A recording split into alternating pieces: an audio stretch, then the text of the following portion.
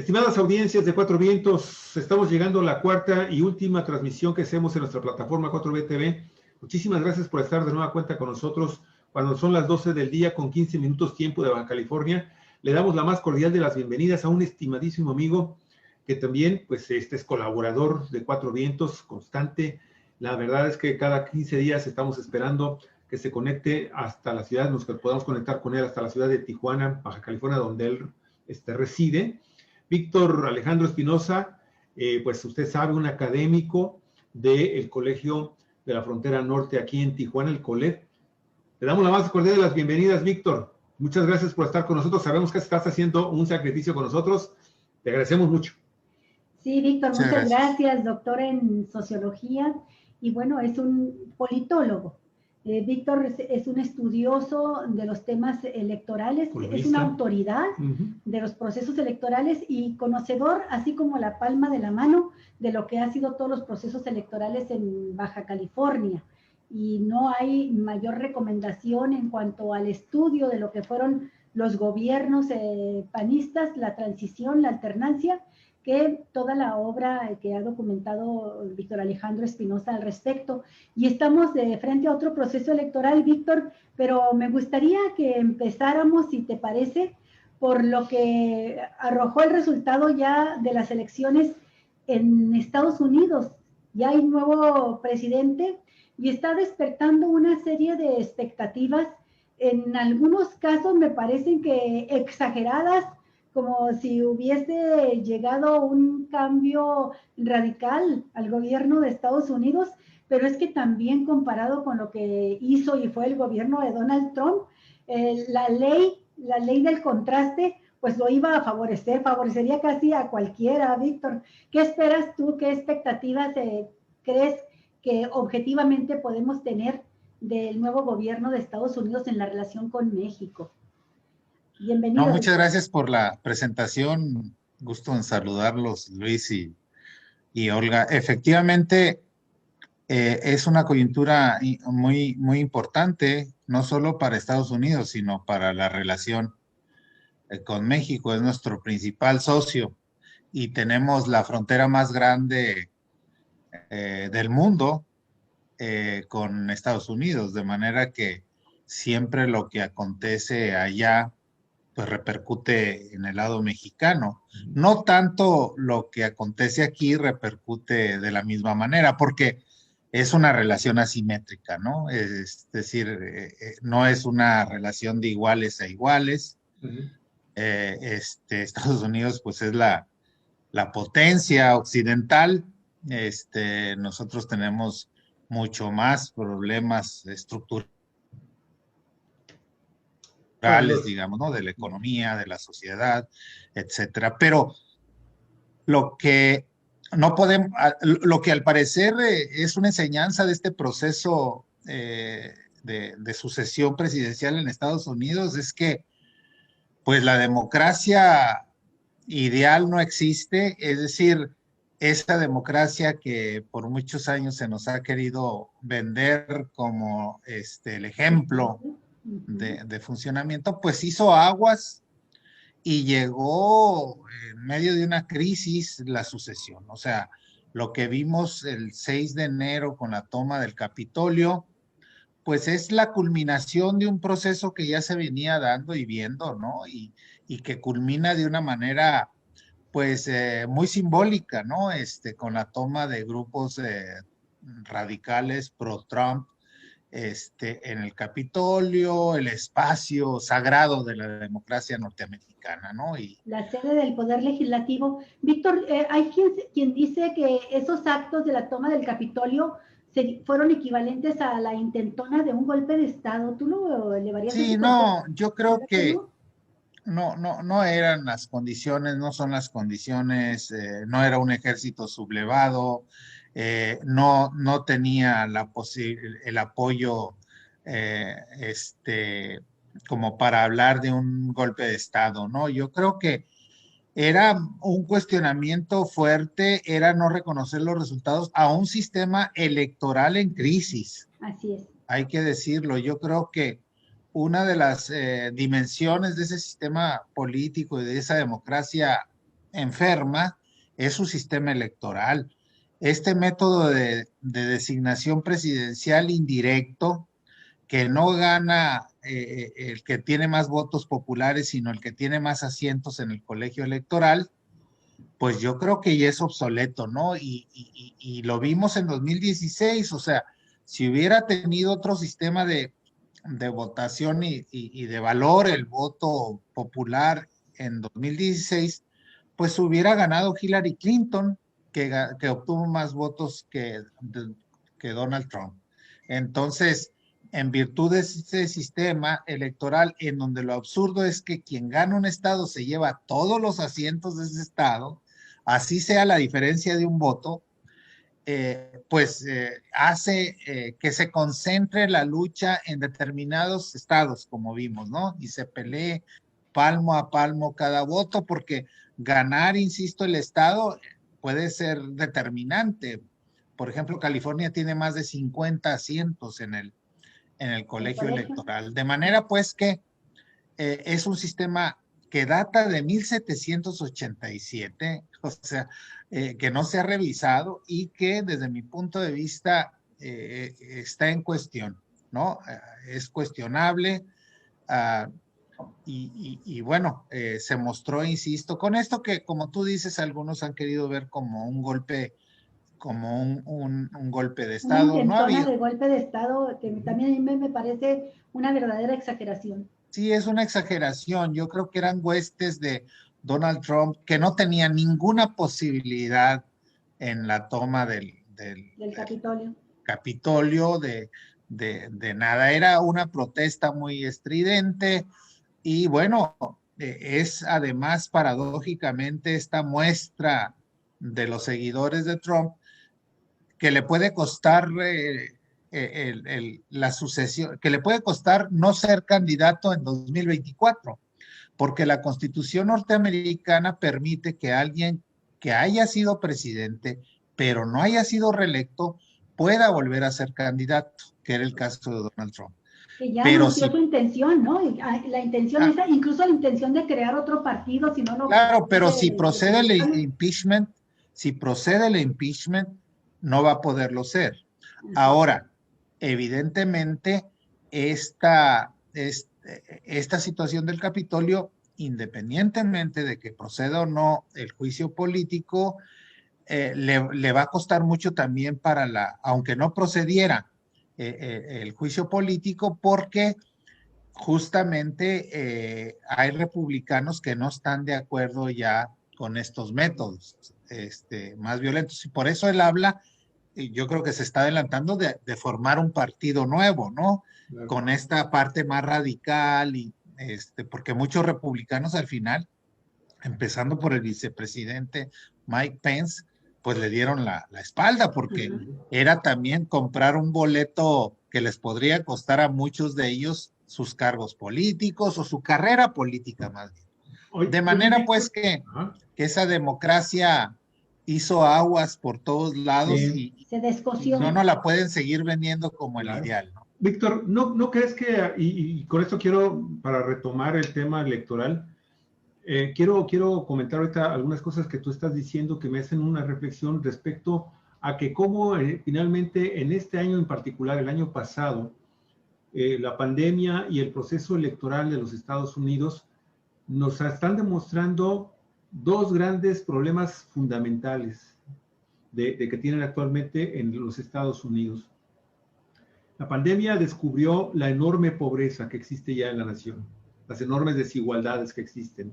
Vimos a muchos periodistas que tradicionalmente no salían a las calles, salen a las calles y se espantan de la cantidad de personas que viven ya en la indigencia en los Estados Unidos, ¿sí? Obviamente la marginación de los grupos étnicos minoritarios, la enorme y con una carga muy fuerte también de la discriminación, que es el segundo fenómeno que se da. Lo que pasa en el Capitolio. El Capitolio también, la toma del Capitolio, no para desconocer al gobierno, porque nunca fue esa su intención, jamás presentaron un pliego petitorio en ese sentido, no se pronunciaron jamás por decir vamos a impedir que Donald Trump abandone el poder, simple y sencillamente vamos a tratar de de retrasar la calificación de la elección, que ese era, a final de cuentas, el objetivo fundamental. Pero ese día nos dimos cuenta también del tamaño de los grupos racistas, antimigrantes e intolerantes que existen ya en la Unión Americana. Y obviamente la exhibición totalmente de todo el aparato electoral totalmente ya rebasado, ¿sí? Que no funciona simple y sencillamente en un mundo que tiene grandes transformaciones. Y en ese sentido, pues evidentemente México juega un papel importante con su elección del 2018, la juega también para el 2019. Y bueno, en Estados Unidos hay en este momento todo lo que tú acabas de decir de lo que produce un sistema electoral ya caduco. Nosotros nos dirigimos rápidamente hacia allá, no sé si tú coincidas conmigo, pero este proceso electoral en particular en nuestro país, con los aspirantes a las candidaturas que estamos observando, mi estimado Víctor, nos estamos dando cuenta de que estamos viviendo momentos realmente de una pobreza intelectual desde el punto de vista también de los principios, de las plataformas políticas y de los valores que se supone deberían de estar al frente de cada uno de los partidos políticos, y nos están contestando de una manera grosera y vulgar con sus aspirantes, con sus candidatos. Sí, claro. Entonces, ¿cómo embonar dos cosas que aparentemente no están de alguna forma ligadas, pero que van a tener una repercusión importantísima tanto para México como para Estados Unidos de aquí a 4 años? Fíjate qué interesante, porque pensarlo en esta perspectiva bilateral, estos problemas que estás planteando. Decir antes, Luis, que la fuerza de Donald Trump no es nada despreciable, es decir, las posibilidades que tenía de ser de nuevo presidente en 2024, ahí te lo dan los números. Votaron 73 millones de norteamericanos por él, y al ganador, por el ganador 78 millones. Es decir, estamos hablando de una sociedad polarizada, ¿no? Partida en dos. Y salvo por estos últimos acontecimientos, yo ahorita pudiera estar diciendo, si no hubiera pasado todo esto del Capitolio, que era el candidato natural del Partido Republicano y probablemente ganador en 2024, Donald Trump. O sea, sí. Y eso nos habla también de la miseria de la cultura política norteamericana, ¿no? Tener un presidente después de 4 años con las barbaridades que dijo, sobre todo hizo, y que esté en la antesala otra de nuevo, o que pudiera estar en la antesala de ser presidente, pues nos habla de valores y de problemas de una cultura política como la norteamericana.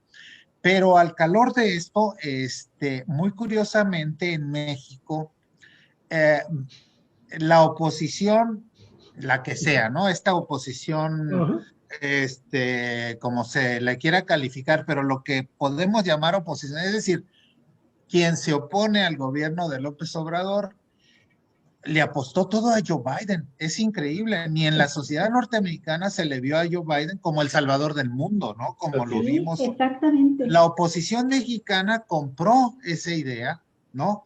De que por fin llegaba alguien que reivindicaba los valores de la democracia, del patriotismo, etcétera, y lo quisieron vender como el salvador. ¿Por qué? Porque era una jugada a dos bandas. Era decir, este será el salvador, ¿no?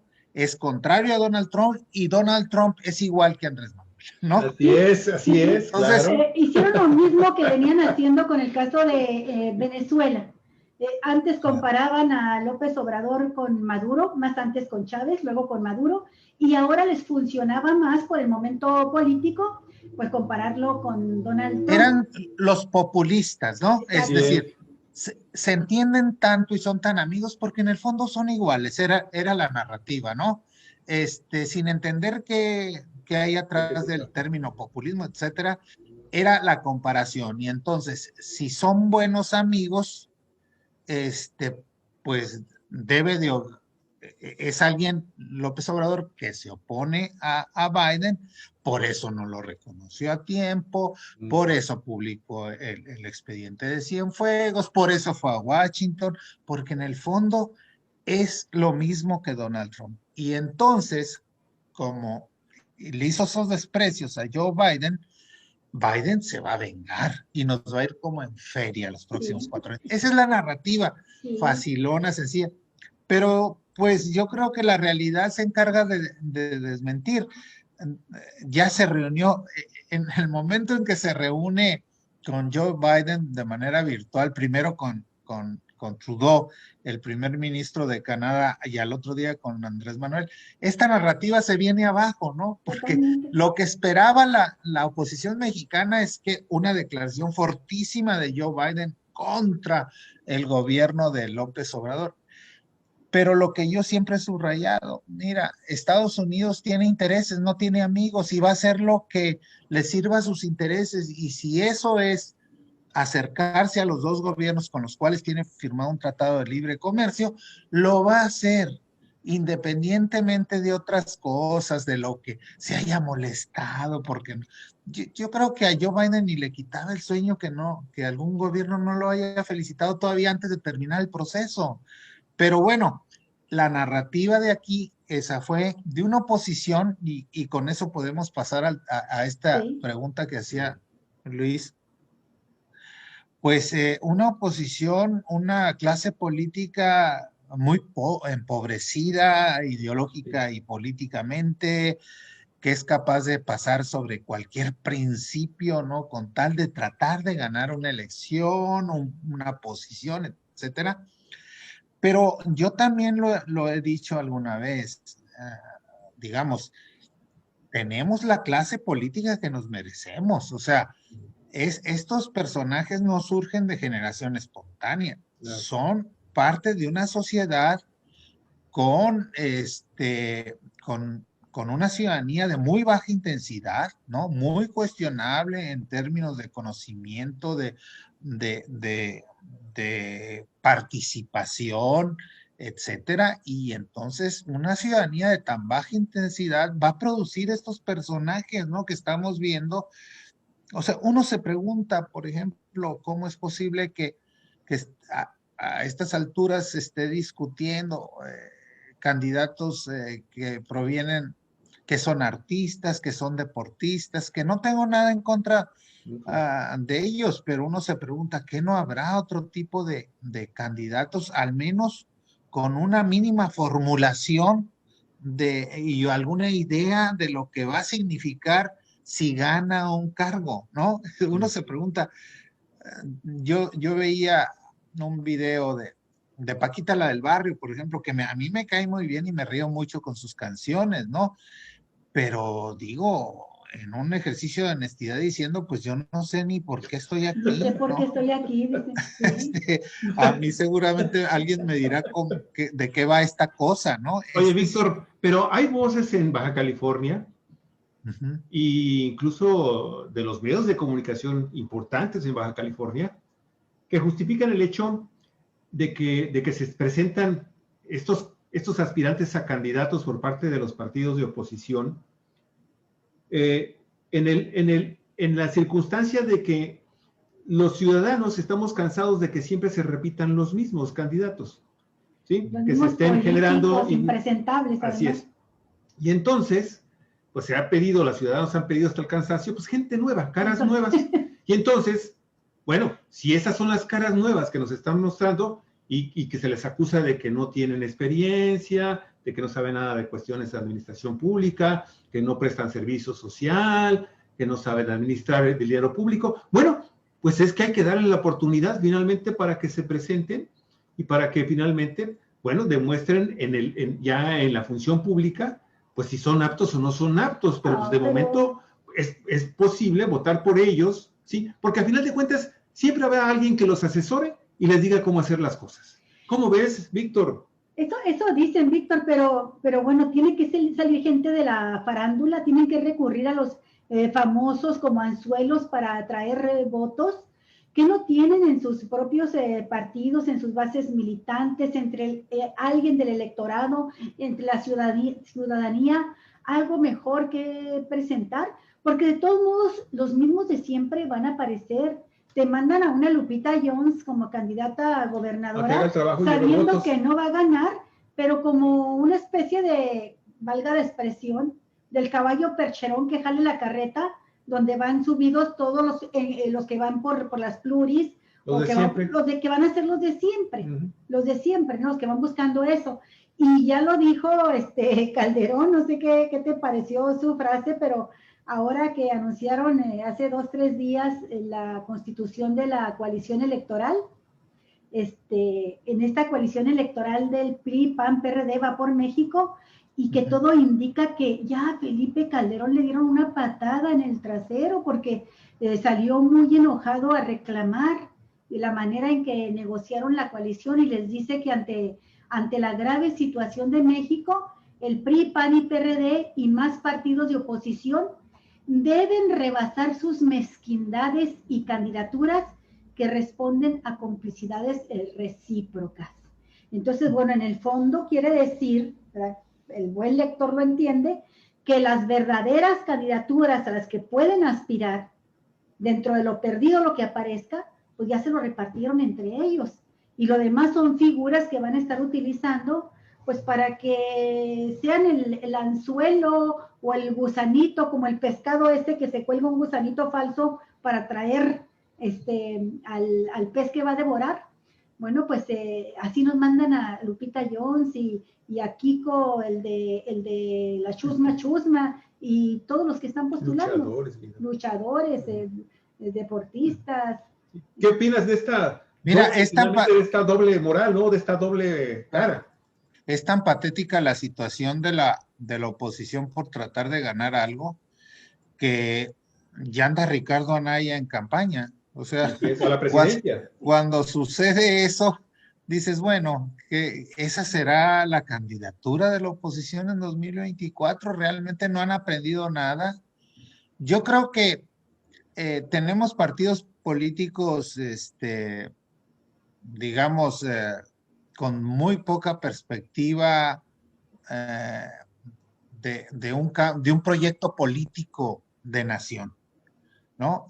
Uno cuando ve que la preocupación solo es refrendar el registro y dices, pues ahora creo que hasta el hijo de Vicente Fernández ya es candidato, Blue Demon, que pueden ser muy buenos cantantes o muy buenos luchadores, el esposo de Alicia Villarreal, a la que le quedó grande siempre la yegua.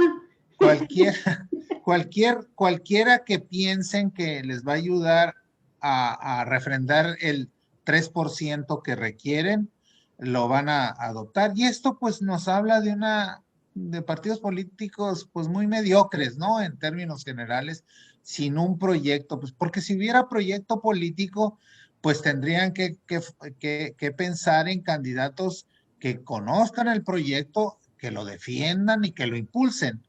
Pero aquí no importa, no importa, se trata de ganar y luego ahí vemos, ¿no? Y entonces estamos viendo esa mediocridad y además a mí me da mucha hasta ternura a veces, ¿no?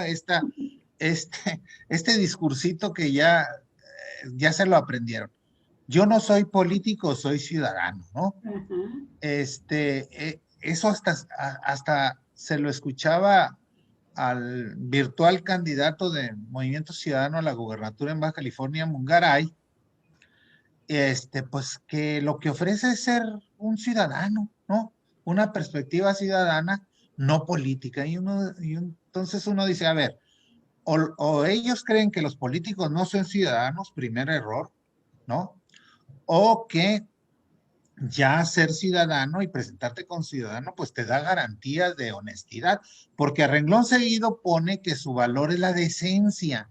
Hazme el favor, ¿no? Cuando conoces tú las trayectorias de la gente, y de repente escuchas ese tipo de mensajes. Perdón por el sonido del...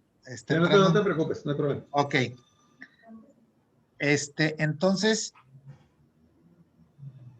Perdón, es que... Tienes ruidos por ahí, no te preocupes. Sí, pero con lo que estás y entonces, comentando del discurso. Sí, venden esta idea de ser ciudadanos como si te dieran inmunidad, ¿no? De algo. Y bueno, seguramente que a Lupita Jones la presentarán como una candidata ciudadana, y hay otros candidatos que también lo están manejando. Cuando a mí también me llama mucho la atención que cuando son candidatos o pretenden ser candidatos independientes, lo primero que hacen, aunque tengan trayectorias de 30 años en un partido, es que es una perspectiva ciudadana, ¿no? O sea, yo creo que es una idea muy trivial, muy simplona, no solo de lo que es la ciudadanía, sino de lo que es la vida política y lo que implica llegar a ganar un cargo, ¿no? Porque andas ahí, puedes llegar a ganar y bueno, ¿qué tal si ganas, no? Oye, Víctor, y hay una situación que te quiero plantear también. De seguro tú sabes, creo que hace 2 días el Instituto Nacional Electoral anunció que ya había recibido y creo que incluso había ya aceptado las plataformas electorales de todos los partidos contendientes. A ver, a mí me gustaría que en un ejercicio de democracia y de transparencia, cada partido pues diera a conocer, para empezar, esas plataformas. Y segundo, si sus aspirantes saben perfectamente bien que se tienen que ajustar exactamente a lo que dice esa plataforma electoral. La pregunta que te quiero hacer en este caso, y con este tema que estoy tratando es, ¿crees tú que sea necesario en este país y con estos partidos políticos y con estos políticos que salvarán por ahí algunos, porque tampoco quiero generalizar, serán muy pocos, pero a lo mejor hay todavía políticos decentes en nuestro país y congruentes, lo más interesante, lo más importante. Pero, ¿crees tú que finalmente en nuestro país se tenga que reglamentar como cada vez que, y lo que pasa es que cada vez que tenemos una elección surge algo, alguna cosa así bizarra, y que entonces al año siguiente requiere de modificaciones a la ley general electoral de este país? Han sucedido infinidad de casos, no me voy a referir, no me voy a meter a ellos. Pero ¿crees tú que también se va a tener finalmente que plasmar en una ley el hecho de que todo aspirante a ser candidato tiene que previamente leer y firmar, que va a ajustarse y que va a practicar los principios plasmados en ese documento tan importante que es la plataforma política, los principios políticos de los partidos que los están postulando?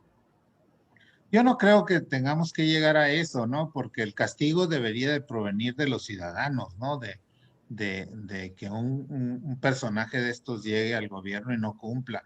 Eso se llama rendición de cuentas, se llama reciprocidad en la teoría democrática, es decir, cumplas lo que te comprometes como partido y como candidato, ¿no? Entonces, yo creo que lo ideal sería llegar a una situación en donde el ciudadano castigue al partido que lanza esos candidatos, ¿no? Que presenta esos candidatos de ese bajísimo nivel, pero no estamos ni siquiera cercanos a una democracia de calidad en donde tengamos candidatos, yo no digo que ni siquiera tengan que tener títulos de algo, sino que tengan una trayectoria política, un compromiso social, ¿no? Una visión de la sociedad. Igual podemos no estar de acuerdo, porque pues yo puedo no estar de acuerdo aunque un candidato siga, digamos, la plataforma de un partido de derecha, pues no voy a estar de acuerdo, pero digo, habrá cumplido con ese propósito de defender esos principios.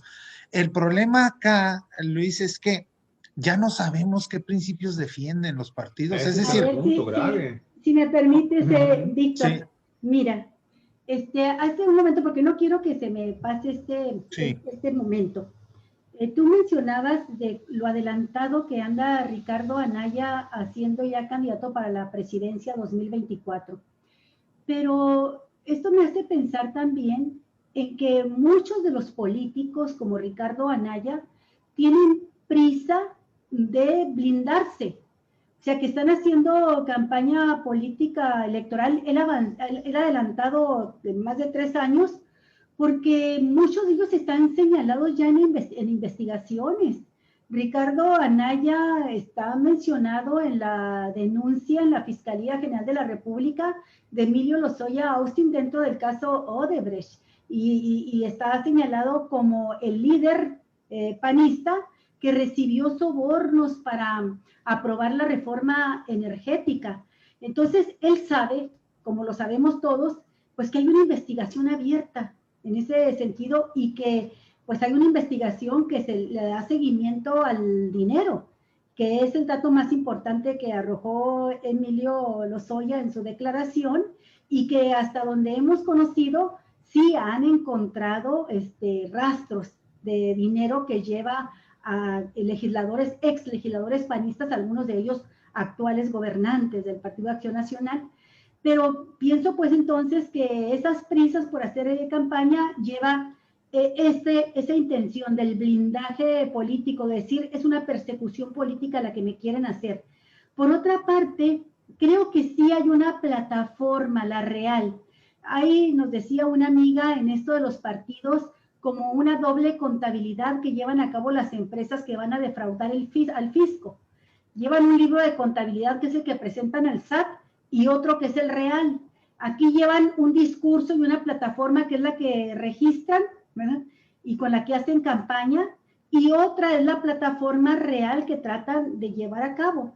Y lo digo por lo siguiente, Víctor, y aquí va la pregunta. Mira, Alejandro Moreno, el presidente del PRI, ahora que dieron a conocer ya que es un hecho, la coalición va por México, dijo una frase muy interesante.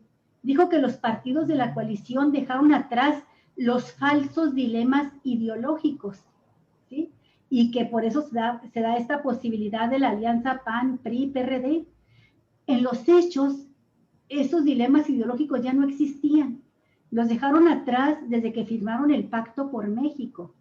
En las cúpulas partidistas llegaron a este acuerdo y han sido las cúpulas partidistas las mismas las que ahora firman esta coalición electoral. Y esto me hace pensar, y es lo que te pregunto, si en el fondo lo que están buscando con esta coalición es lograr la reestructuración del Pacto por México, volver a recuperar todas estas reformas estructurales, dar marcha atrás a lo que haya hecho hasta el momento Andrés Manuel López Obrador y su cuarta transformación, y seguir adelante con ese proyecto neoliberal. Ese es el fondo, la verdadera plataforma. Sí. Bueno, tienes razón en todo lo que dices. Yo creo que lo de Ricardo Anaya, pues es una jugada también a dos bandas, ¿no? Lograr, convertirse eventualmente o venderse como una víctima de una persecución, pero también ganarle la jugada a los otros panistas, ¿no? O sea, que situarse de tal manera que sea imposible ya para cualquier otro candidato, ¿no? Competirle, porque pues va Gustavo de a tener 4 años en campaña, ¿no? Entonces, pero bueno, una de las cosas que tiene en contra es que de carisma no tiene nada, ¿no? O sea, pobrecito nació sin carisma, es realmente deplorable, ¿no? O sea, pobrecito sí le va a batallar bastante, ¿no? Respecto a esto. Víctor, perdón, llevamos 35 minutos, ¿eh? Sí, gracias. Y lo otro que decías es sumamente interesante. Yo creo que la oposición, y estamos hablando en términos muy gruesos, pero pues sobre todo veo una oposición muy aglutinada en términos de estos tres partidos en sí por México, va por México, ¿no? No tienen un proyecto alternativo a nación. O sea, yo lo que conozco, lo que he escuchado es la gran añoranza del pasado, ¿no? Dar marcha atrás a los cambios que ha impulsado el gobierno de Andrés Manuel López Obrador. Yo no veo una política, digamos, que vea hacia enfrente, es una visión del pasado, ¿no? Volver a ese pasado idílico, ¿no? Incluso todos sus comentaristas que tienen en los medios, en los grandes medios privados, es eso, solamente criticar lo que se está impulsando, no hay no hay ese proyecto alternativo, y eso es lamentable, porque toda democracia requiere una oposición seria, madura, propositiva, ¿no? Y aquí lo único que está planteando esta oposición, pues es una vuelta al pasado, ¿no? En ese sentido, literal es reaccionaria, ¿no? Está reaccionando frente a lo que está haciendo. Por el otro lado, lamentablemente la coyuntura del gobierno, la pandemia ha trastocado muchas de los cambios que ya se hubieran podido instrumentar, ¿no? Es lamentable que le haya tocado en esta coyuntura. Vamos a ver si en los próximos 4 años se logran hacer cambios que consoliden un cambio estructural y que no permitan que de ganar un partido, tener mayoría en el Congreso, etcétera, un partido de estos, volvamos a lo que era un régimen corroído por la corrupción y de donde han salido muchos de los partidos políticos, de la clase política. Ahora, otra de las cosas que también hay que decirlo es pues las dificultades de Morena para constituirse como un verdadero partido político, ¿no? Y entonces, de repente vemos cada personaje también, hay que decirlo y hay que criticarlo, ¿no? De repente cada personaje que tú dices, no es posible, o sea, parece que estuvieran dinamitando el proyecto mismo de la 4T, ¿no? No solo por sus pasados, sino por lo que están haciendo, ¿no? Entonces, o candidatos que están surgiendo que tú dices, ay, ¿de dónde? ¿Cómo es posible que estén impulsando estos candidatos? Pero obedecen mucho a la conformación de un partido que en muy pocos años llegó al poder y en muy pocos años pasó de ser un movimiento a pretender ser un partido político y no lo ha logrado, ¿no?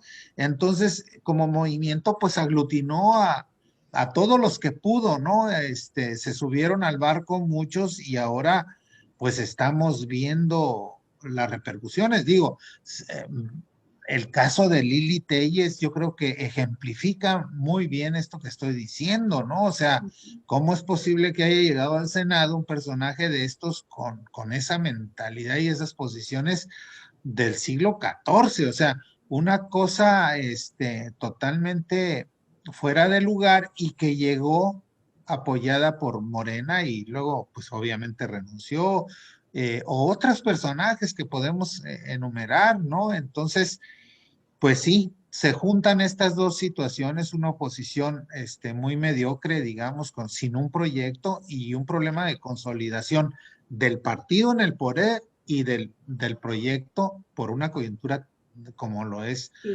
Víctor, permíteme preguntarte entonces, que es mi última pregunta, sí, mi última pregunta, por favor. Yo quisiera preguntarte, entonces, ante este panorama, ante esta situación tan dramática que estamos viviendo en México, al igual que en los Estados Unidos, desde el punto de vista político electoral, ¿qué propones, Víctor? ¿Qué hay que hacer?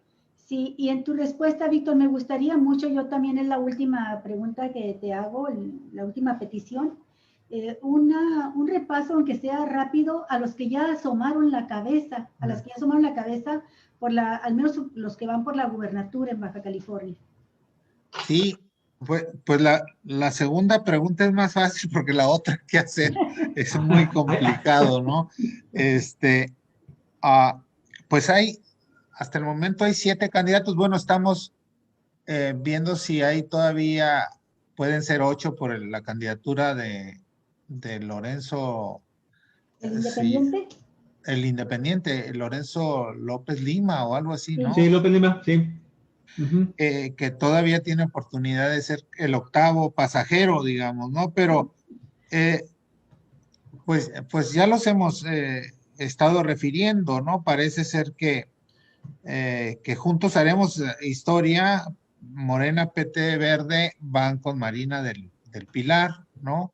La que hasta el momento tiene el mayor número de preferencias si nos atenemos a lo que conocemos de encuestas. Ella ya está firme. Ella está firme, pero también está firme frente a los otros 7, ¿no? Sí. Y luego, bueno, lo que pasó esta semana es muy interesante, lo de la candidatura del Partido Encuentro Solidario, ¿no? Sí. Con De Jorge Jorge Hank. Hank, que tiene repercusiones también en la otra alianza PRI-PAN-PRD, ¿no? Que lanzarían a Lupita Jones, porque pues va a haber una división, significa una fuerte división del PRI, ¿no? Que era el partido más fuerte como oposición en Baja California. Ciertamente la candidatura de Jorge Hank era el personaje que podría concitar más votos para el PRI. Entiendo que es una imposición del centro en la repartición de candidaturas, ¿no? Y que subordinaron al PRI local, y eso le va a costar, insisto, muchísimo a la alianza del PRI-PAN-PRD. ¿Por qué crees que no postularon en esta alianza a Jorge Hank? ¿Por qué no fue su candidato? Yo creo que el PAN se opuso, el PAN nacional, ¿no? Todo se acordó en la Ciudad de México, fue una decisión central, digamos, no pensaban que en la encuesta local fuera a resultar Jorge Hank como resultó más arriba de los otros candidatos, pero lo cierto es que nunca tuvieron una alternativa fuerte. Tan es así que lo de Lupita Jones es de último momento, ¿no? O sea, Claro. pero en la repartición de los tres principales partidos dijeron, pues Baja California va a ser para el PAN. Puede ser que el PAN haya puesto como condición que le dieran Baja California para entrarle a la alianza. Son cosas muy, muy complicadas. Lo cierto es que Hank le va a garantizar el registro al Partido de Encuentro Social, que ahí hay ciertas dudas. Fíjate. Hay que decir que es el Partido de Encuentro Solidario nacional, ¿no? No es el Partido de Encuentro Social de Baja California quien está postulando, que hasta el momento no tiene candidato. Y porque está en litigio ahí su situación, pero me llama mucho la atención. Yo al principio tenía cierta confusión de cuál de los peces era, ¿no? Y fue el pez nacional, porque el dirigente estatal de ambos partidos es José Alfredo Ferreiro. Sí. Entonces, por eso yo al principio tenía cierta confusión. ¿Dirige los dos? Pues sí, es el presidente del Partido Encuentro Social de Baja California, y fue presentado, él presentó a Hank, sí. Junto con el dirigente nacional, fue presentado como integrante del comité directivo estatal, o sea, está en los dos. Así es. Entonces, no sé si sea por la situación legal del PES baja californiano, pero hasta el momento el PES baja californiano no tiene candidato. Claro. Y ahí pudiera surgir otro candidato. De hecho, el presidente nacional del PES, del Partido Encuentro Solidario, es el mismo que fundó en el 2000, ¿cuándo? 2008, 2009, fundó el PES, el Partido Encuentro Social, aquí en Baja California. Sí, es la sede de ese partido. Es la sede de ese partido, y luego perdió el registro a nivel nacional y ahora lo volvió a obtener, etcétera. Pero bueno, sin duda la sal y la pimienta la va a poner Jorge Hanron, porque es el que más competencia le puede hacer a la candidatura de Morena, PRD, PT, Partido Verde, ¿no? Porque Movimiento Ciudadano, Alejandro Mungaray, redes sociales progresistas, Fuerza Social por México, yo creo que van a ser realmente, no sé, ni siquiera creo que vayan a refrendar el registro local, ¿eh? O sea, lo veo muy complicado, y porque además no podían ir en alianza, porque son nuevos, etcétera, ¿no? Entonces, pues bueno, ya veremos. El que más está participando dentro de todo esto, pues es el gobernador Jaime Bonilla, ¿no? Muy enfrentado contra Jorge Hank. Se va a poner interesante, digamos, sobre todo se va a mover mucho las candidaturas en torno a Jorge Hank y Marina del Pilar, ¿no? Yo creo que ahí va a estar la contienda más fuerte, ¿no? Pero o sea, el PES se va a posicionar con Han Ron como la segunda fuerza o quizá la primera. Pues pero son cuestiones muy coyunturales, ¿no? O sea, sí, veremos, a lo mejor ganan incluso algunas diputaciones, sí le va a dar mucha fuerza al PES nacional, de eso se trata, ¿no? Yo no sé el cálculo del ingeniero realmente si le han hecho creer que puede ganar. Yo veo todavía muy lejano este momento que pueda ganar, ¿no? Pero su fuerza es Tijuana, ¿no? Ha estado en Tijuana, así lo demostró en 2013 cuando se dio el voto cruzado. La gente leal al ingeniero, pues es básicamente tijuanense. Entonces, vamos a ver si le alcanza para ganar. Y sobre todo, me llama mucho la atención algunas declaraciones de él. Esta declaración que dice, yo sigo siendo soldado del PRI, pero no me llamaron a la guerra, ¿no? Así es. Sí, está Eso muy le va a costar, interesante. es que le va a costar muchísimo. En un descuido pierde el registro del PRI, ¿eh? O sea, En una nada, fíjate. no está El lejano el momento, PRD yo creo que lo porque va era a la perder. fuerza que, imagínate que, o el PRD, o Sí, sea, el PRD yo pienso que lo va a perder. o el Y el PRI PRD, está o en sea, riesgo de perderlo. Y fíjate qué interesante, si aunque no gane la gubernatura Jorge Canrón, dices que a lo mejor le hicieron creer. Yo siempre tengo la idea de que los políticos y más los que tienen el ego muy, muy hinchado, piensan que si van ellos adelante, si los postulan a ellos, se gana. Y que cuando pierden es porque hubo traiciones o cualquier cosa, pero nunca se debió a ellos, ¿no? Y Jorge Ron puede crear junto con Julián Leizaola una fuerza muy importante, hablando en geopolítica estatal, sí, en Tijuana. Y pueden jalar incluso las candidaturas que vayan para diputaciones local y estatal en Tijuana. Sobre todo, mira tú, el desgarriate que se trae Morena con el presidente municipal que él impuso como candidato y que no se le ha pasado más que peleando con él, ¿no? Y el mismo Arturo González no sabemos qué vaya a hacer ahora después de, si sale muy mal en esta disputa interna. Entonces, Tijuana, que es en muchos aspectos la joya de la corona en el estado, sí, pues puede ser la palanca decisiva para partir en tres o partir en dos muy claros el estado, que se lo había llevado Morena en carro completo en el 2019 y quedarse apalancados, bien apalancados para el 2024. Sí, así está, tal cual como dices, está la situación. Viene a cambiar mucho la dinámica de lo que se estaba viendo, sin duda, la presencia de Jorge Hank, ¿no? No, ese es el elemento que ha cambiado un poco la correlación de fuerzas. Vamos a ver cómo se comporta también, porque a veces los errores que se cometen en una campaña, digo, las declaraciones iniciales sobre mujeres no le han calado muy bien ni a las mujeres priistas, ¿no? Entonces, ese tipo de cuestiones que pueden ser en un debate, por ejemplo, muy importantes, etcétera, vamos a ver, pero sí, efectivamente, va a ser difícil que Morena refrende el triunfo como lo tuvo, no creo. Yo creo que el costo de la lucha interna va a ser muy alto también. O sea, el gobernador está enfrentado con Arturo González y con Zulema Adams, o sea, con 2 de los 5 alcaldes, ¿no? Y del mal gobierno también, o sea, de la lucha interna y de la mala imagen que ha dejado Bonilla, que se pasó más de la mitad de su cortísima administración tratando de alargar ese gobierno a sus 5 años.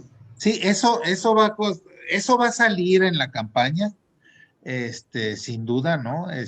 Y bueno, vamos a ver cuánto le cuesta a Morena en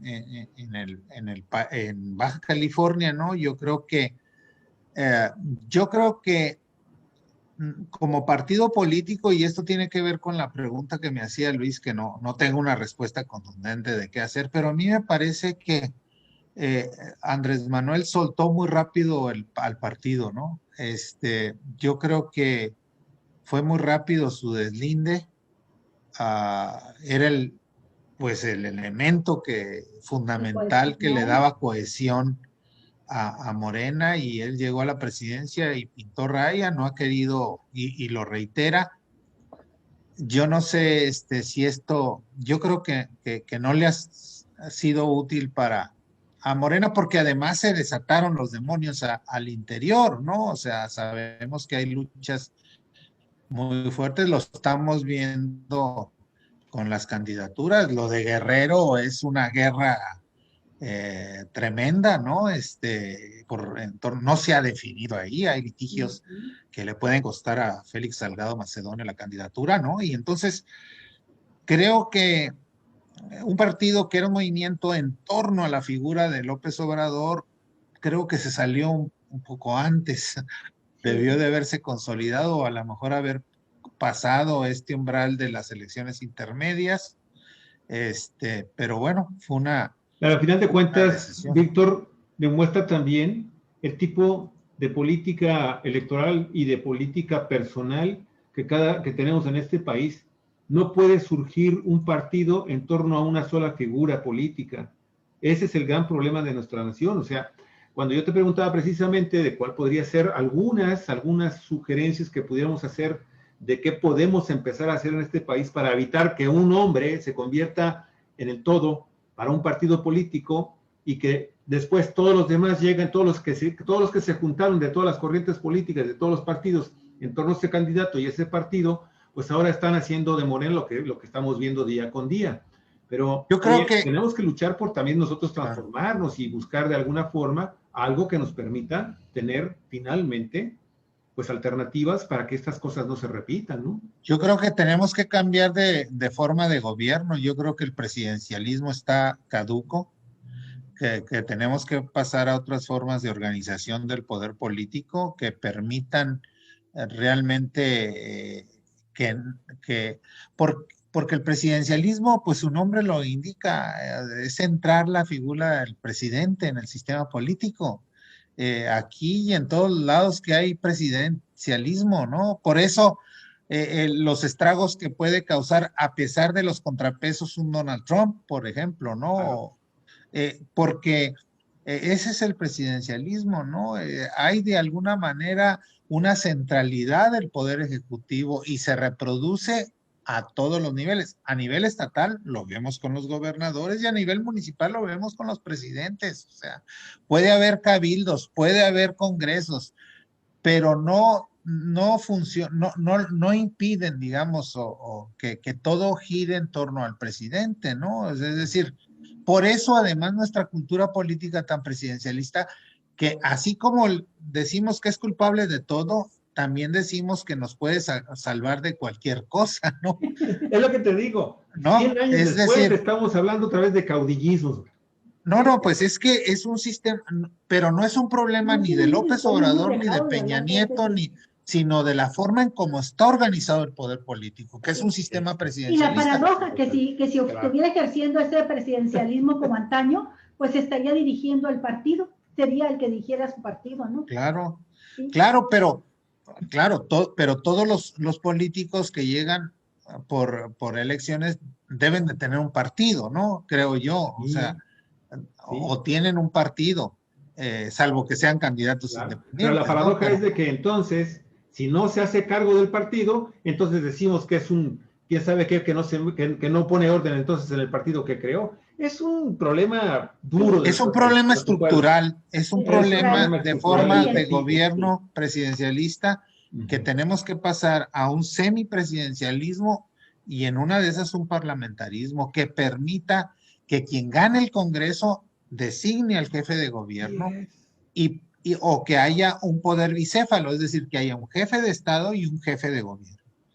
Por ejemplo, ante una crisis como ahorita, ¿qué pasaría si el presidente falta? Pues una crisis política terrible, pero si tuviéramos un sistema bicéfalo, habría un jefe de Estado que puede asumir, digamos, la coyuntura para resolver la situación, pero no lo tenemos. No tenemos ni vicepresidente, para empezar. Entonces, y esto se reproduce de arriba abajo hasta abajo. De arriba abajo. Y yo siempre he dicho a ver, que... como si tenías muchas propuestas, querido Víctor. Unas metas tremendas. Querido Víctor, nos has dejado muchísimos temas para reflexionar. Sí, para analizar, claro. Te preguntábamos para aclarar algunas cosas, nos las aclaraste, pero nos abriste 1000 más, ¿no? De dudas y de eso se trata. Sí, de eso se trata. Efectivamente. Oye, Víctor, pues te agradecemos muchísimo tu disposición a colaborar con Cuatro Vientos y te deseamos la más rápida recuperación total para que al 100% puedas seguir adelante con todas tus responsabilidades y todos tus quehaceres profesionales, sociales. Muchas gracias, Víctor. Cuídate, nomás hace excepción con Cuatro Vientos, pero ya no te pongas a trabajar más, descansa. Cuídate mucho, Víctor. Y cuídate mucho. Muchas gracias, un fuerte abrazo. Así es, muchas gracias. Y te lo deseamos porque sabes perfectamente bien que personas como tú son necesarias en esta sociedad que tiene estos gravísimos problemas estructurales. Oh, qué amables comentarios, muchas gracias. Gracias, Víctor. Un abrazo. Cuídate mucho, hasta luego. Amigos y amigas, con esto damos por concluido, al fin, nuestras transmisiones en vivo que hemos estado realizando en el transcurso del día. Descanse, pase excelente fin de semana. Va a llover por ahí de las 4 de la tarde hasta las 8 de la noche, pero después nos toca un fin de semana frío, pero ya con solecito. Cuídense mucho. Hasta el próximo lunes. Hasta pronto.